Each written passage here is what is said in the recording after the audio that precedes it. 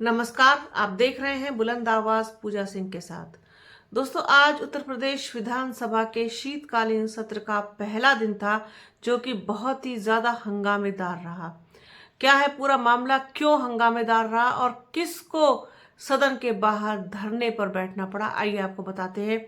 Samajwadi party की बागी विधायक पल्लवी पटेल, जो कि अपना दल कमेरावादी से हैं, पॉलिटेक्निक संस्थानों में विभागाध्यक्षों के पदों पर पदोन्नति में अनियमितता का आरोप लगाकर सदन के बाहर धरने पर बैठ गई।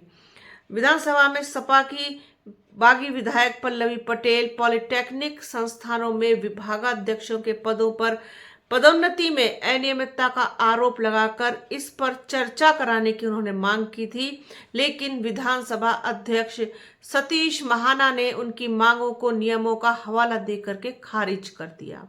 इसके बावजूद पल्लवी इस मुद्दे पर चर्चा कराने की मांग पर अड़ी रही। इस पर अध्यक्ष ने उन्हें बैठने या सदन से बाहर जाने के लिए कहा, तो पल्लवी पटेल नाराज होकर बाहर चली गई और विधानसभा के सामने चौधरी चरण सिंह की प्रतिमा के समक्ष धरने पर बैठ गई। पल्लवी ने ऐलान किया, जब तक सरकार प्रमोशन घोटाले के मामले में कार्रवाई नहीं करेगी तब तक उनका धरना जारी रहेगा। पल्लवी पटेल ने कहा कि सदन के भीतर हमने लोक महत्व से जुड़े होने के कारण इस मुद्दे पर चर्चा कराने और सरकार से कार्रवाई की मांग की थी, लेकिन मेरी बात नहीं सुनी गई। अध्यक्ष के निर्देश पर मैं बाहर आ गई हूं और अपनी मांगों को लेकर के धरने पर बैठी हूं। उन्होंने कहा कि जब तक प्रमोशन में घोटाला करने वालों के खिलाफ कार्रवाई नहीं होगी तब तक मेरा धरना जारी रहेगा।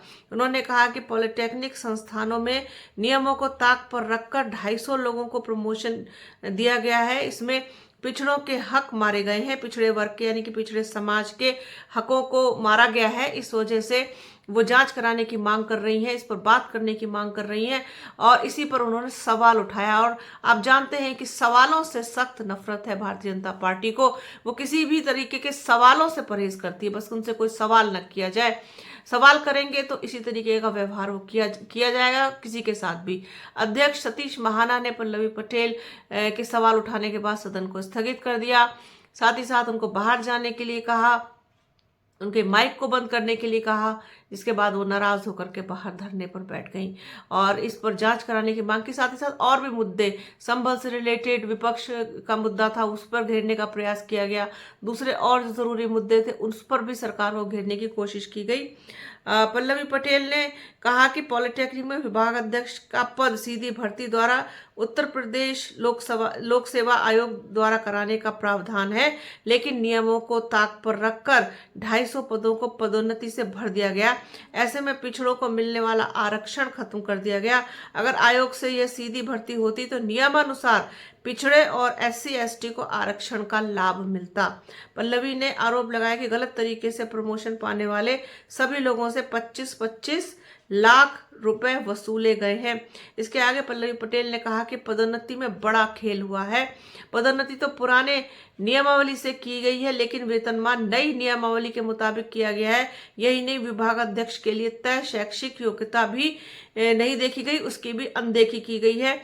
बीटेक या डिप्लोमा डिग्री धारक विभाग अध्यक्ष नहीं हो सकते हैं। इस पद के लिए MTech या PhD की डिग्री होना जरूरी है, लेकिन प्रमोशन पाने वालों को अब 2.10 लाख रुपए का वेतनमान दिया गया है, जबकि उनकी शैक्षिक योग्यता 70,000 रुपए वेतनमान की है। इस प्रकार प्रति विभाग अध्यक्ष को 1,40,000 रुपए अधिक वेतनमान देकर सरकारी खजाने को करीब 50 करोड़ रुपए की चपत लगाई गई है। प्रमोशन में अनियमितता के मामले में प्राविधिक शिक्षा मंत्री आशीष पटेल के बारे में पूछे जाने पर उन्होंने कहा कि हमने तो किसी का नाम नहीं लिया, फिर भी चोर की दाढ़ी में तिनका निकला। उन्होंने कहा कि खुद मंत्री विधवा विलाप कर रहे हैं तो उनके बारे में कुछ नहीं कहना। मेरा तो सिर्फ यही कहना है कि सरकार मामले की जांच करा के दोषी लोगों के खिलाफ कार्रवाई करे। तो ये था पूरा मामला जो पल्लवी पटेल ने सदन में उठाया और उसके बाद सदन से उनको बाहर जाने के लिए कहा गया। उनका बाइक भी बंद कराने की कोशिश की, जिसके बाद वो नाराज होकर के धरने पर बैठ गई। इसके अलावा बहुत सारी ऐसे और भी मुद्दे हैं जिस पर सरकार को घेरने का प्रयास किया गया। सरकार से सवाल पूछने की कोशिश की गई, लेकिन सवालों के उत्तर ना तो सरकार के पास है, ना वो इसका कोई जवाब देना चाहती है। इसी से नाराज होकर के पल्लवी पटेल ने ये कदम उठाया है, और जब तक ये वीडियो अपलोड होगा, आप लोगों के पास आएगा, तब तक भी पल्लवी पटेल धरने पर बैठी हुई थी। उन्होंने कहा कि जब तक उनकी मांगे नहीं मानी जाएंगी वो धरने पर से नहीं उठेंगी। साथ ही साथ एक और बहुत दिलचस्प चीज देखने को मिली कि समाजवादी पार्टी के किसी नेता ने, किसी विधायक ने इस मुद्दे पर पल्लवी पटेल का साथ नहीं दिया। तो पल्लवी पटेल के कुछ वीडियो क्लिप्स हमारे पास हैं, आप उनको भी देखिएगा, इसी वीडियो में आगे आपको मिलेंगे। तो बने रहिए हमारे चैनल के साथ। हमारे चैनल को लाइक कीजिए, शेयर कीजिए, सब्सक्राइब कीजिए, बेल आइकन घंटी जैसी आकृति जरूर दबाइएगा। वीडियो को प्लीज़ पूरा देखिएगा और ज़्यादा से ज़्यादा शेयर कीजिएगा। अपना और अपनों का बहुत ख्याल रखिए। जल्द मिलूंगी आपसे एक नए वीडियो में, एक नए मुद्दे के साथ, एक नई चर्चा में। तब तक के लिए जय हिंद।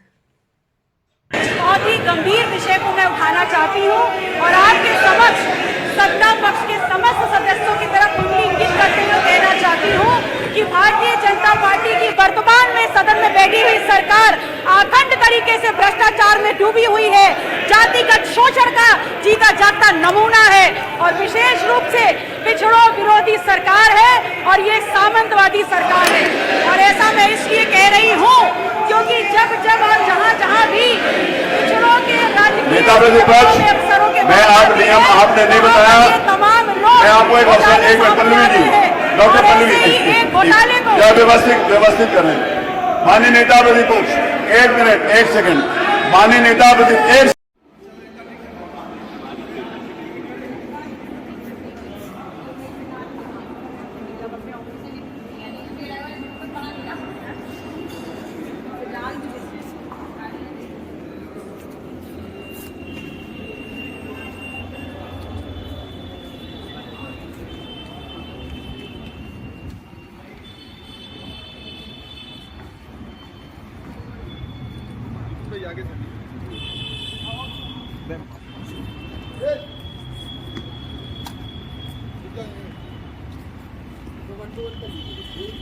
आगे